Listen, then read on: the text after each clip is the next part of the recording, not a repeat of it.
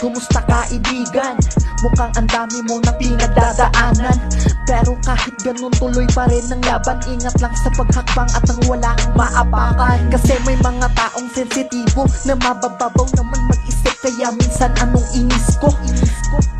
Di ko maintindihan kung sino pa yung mali, lakas pa magdahilan. Kaya diretso lang ang lakad pare, wag kang tumakbo, wag kang magmadali kahit may makipag-unahan sa'yo.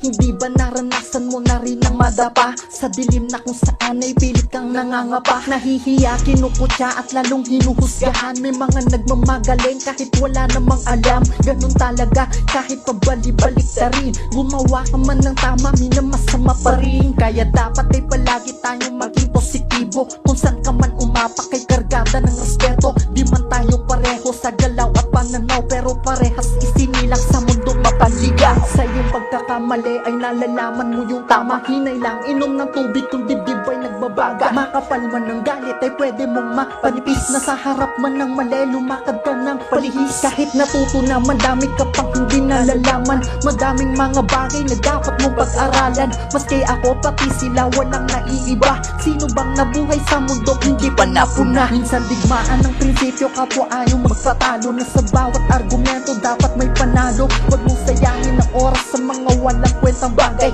Lahat ay pansamantala, gawin mo lang ang tunay. Unawain ng mabuti, pakinggan mo ng maayos. Dito ganong matagal, malapit na rin namang matapos. Pahabol ko na lang, ingat lagi kapatid. Marami kong salamat sa iyong pakikinig.